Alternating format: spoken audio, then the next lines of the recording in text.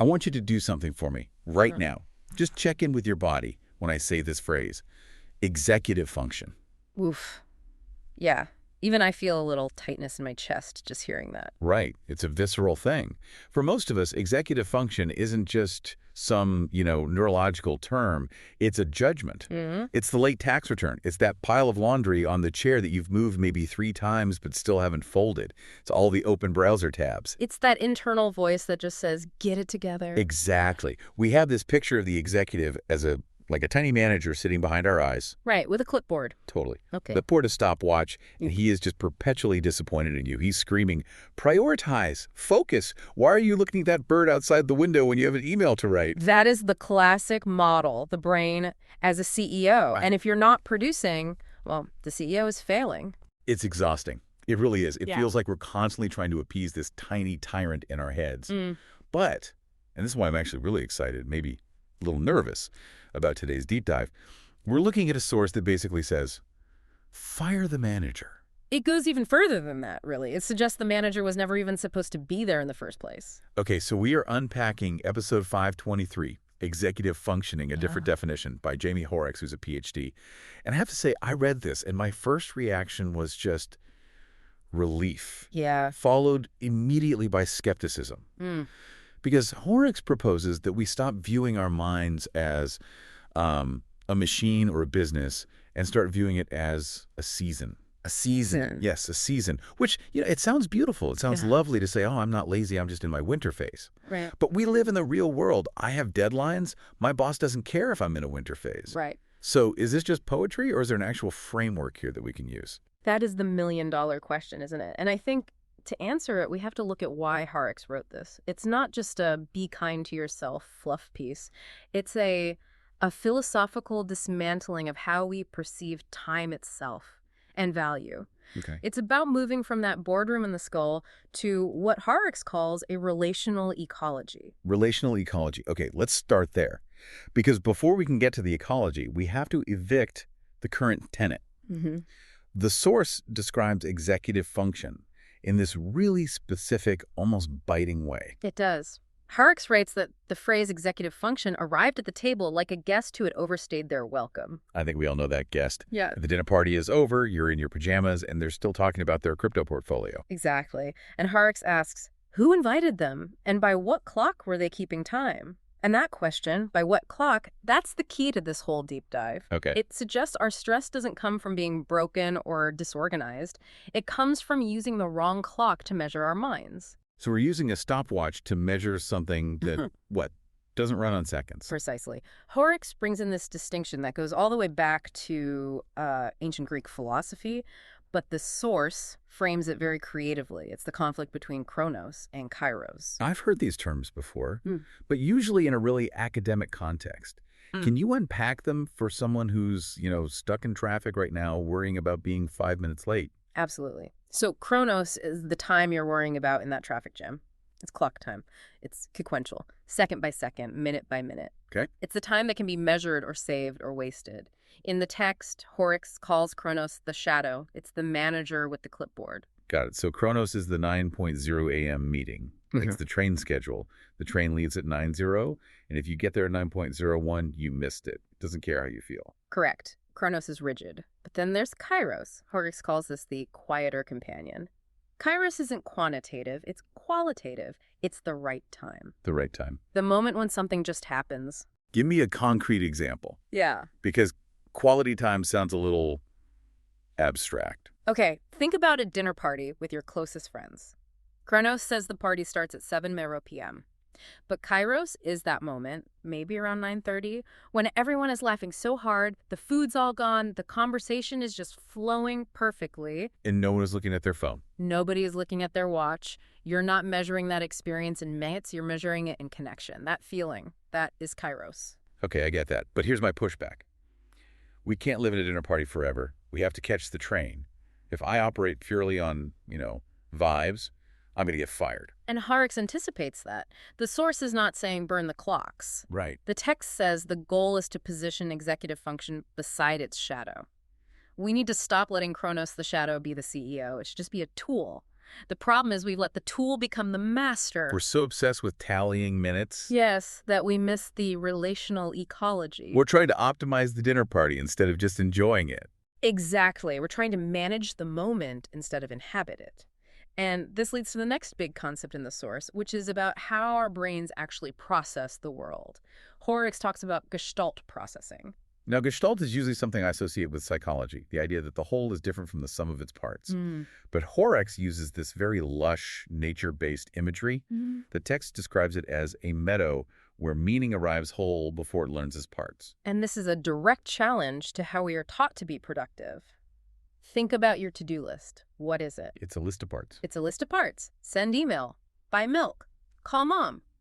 We fragment our entire lives into these tiny manageable units. That is the manager's way. Right. And if I cross off 5 items, I'm a good person today. But the meadow mind, the gestalt mind, it doesn't see the list. It sees the whole ecosystem. Imagine walking into your living room. The manager sees toy on floor needs pickup, dust on shelf needs wiping, curtains need washing. A list of deficits. God, that's depressing, but accurate. It is. But the meadow mind walks in and just feels home. Or maybe it feels chaos. It gets the whole picture instantly without judging all the individual parts. Right. And Hoerricks argues that many of us, especially neurodivergent folks, we naturally process the world as a meadow. We see the big picture, but we force ourselves to cut the grass with nail scissors because we think we have to count every single blade.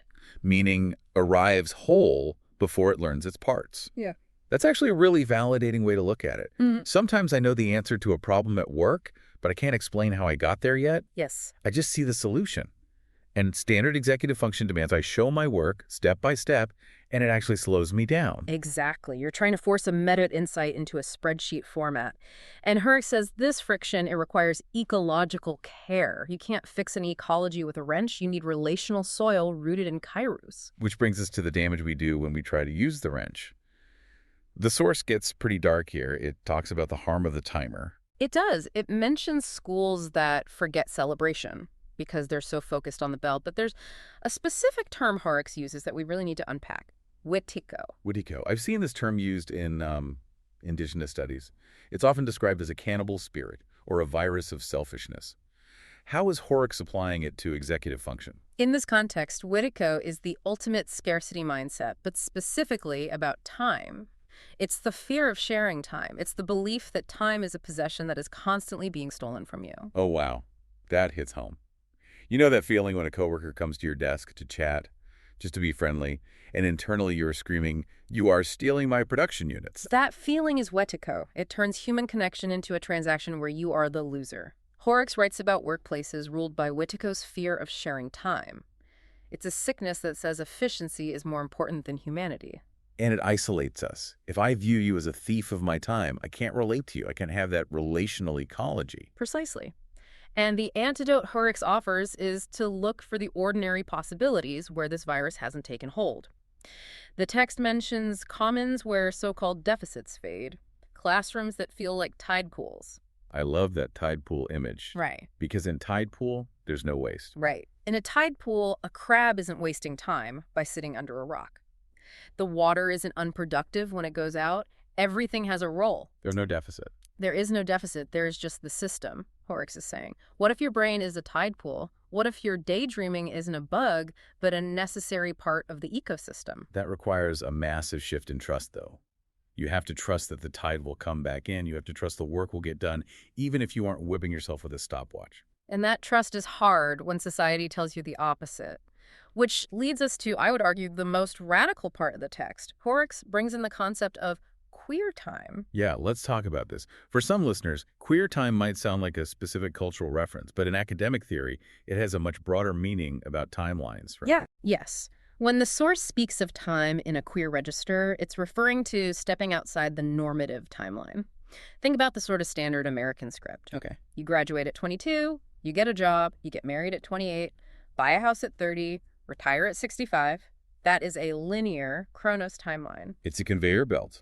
And if you fall off or if you do things in a different order, people get uncomfortable. They ask, what's wrong? Exactly. And Hoerricks describes this alternative as arriving late or building family sideways and refusing the mirror's orders. Queer time is permission to live a nonlinear life. Maybe you start your true career at 50. Maybe you don't marry. Maybe you build a community instead of a nuclear family. Building families sideways.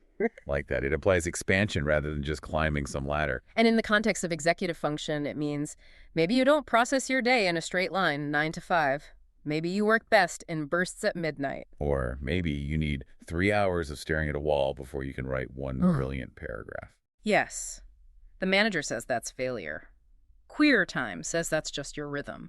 There's a visual metaphor in the text that I think just captures this choice perfectly. The waiting room. Yes. The text paints this scene. You are in a waiting room. There are 2 clocks on the table, and there's a kettle on the stove. And Hoerricks writes, "Notice which clock leans closer when the kettle sings." I stared at that line for a while. Which clock leans closer when the kettle sings? It's beautiful, isn't it? The kettle singing is a kairos moment. The water boils when it boils. You can't force it. Right. Physics dictates the timing, not the schedule. So which clock matters? The one ticking away the seconds, judging the water for taking too long, or the clock that is simply present, ready for tea? So it's asking us to tune into the kettle moments of our own lives.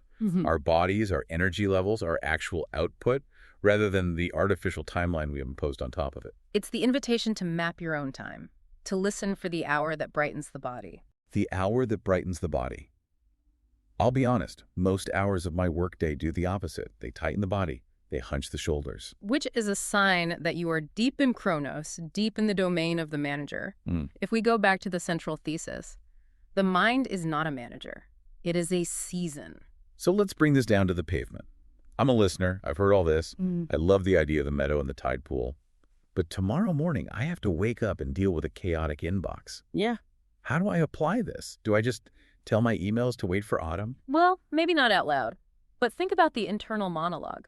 When you look at that inbox, the manager says, "You are behind, you are failing, hurry up." Right. And that induces panic, which actually shuts down your prefrontal cortex, your executive function. Irony at its finest. The stress to function makes us function worse. Exactly. Now, try the season approach. You look at the inbox, you acknowledge it, Yeah. and you say, okay, the weather is stormy today, there's a lot of incoming data. You don't judge the storm, you just put on your rain boots. So it's about removing the moral weight. A storm isn't bad morally. It's just weather. A messy inbox isn't a moral failing.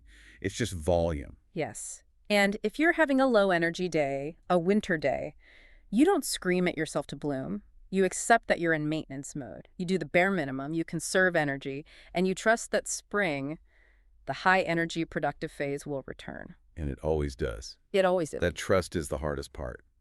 But I guess that's where the learning to love part comes in. The source ends with that refrain. Yeah. The mind is not a manager. It's a season learning to love. And that love isn't just a fluffy emotion, it's a functional stance. It means relating to yourself with curiosity instead of condemnation. When you stop fighting the season you're in, you often find you can actually navigate it. You stop wasting energy on the guilt. Exactly. The guilt is the biggest drain on executive function there is. So we've gone from firing the CEO to planting a meadow to recognizing the virus of scarcity to waiting for the kettle to sing. It's a completely different language for productivity. It is. It's a language of humanity, not machinery. Here's the thought I want to leave you with today. And it's a challenge, really. The next time you fail, the next time you forget an appointment, or you spend an hour staring into space instead of working, or you're running late, pay attention to the voice in your head. Is it the manager holding a stopwatch? Or can you pause, take a breath, and relabel that moment? Can you tell yourself, this isn't a broken machine, this is just a change in the weather? And just see if the guilt lifts. See if in that space you can actually hear the kettle sing. It might just change your entire climate. Thanks for diving deep with us. It's been a pleasure. See you next time.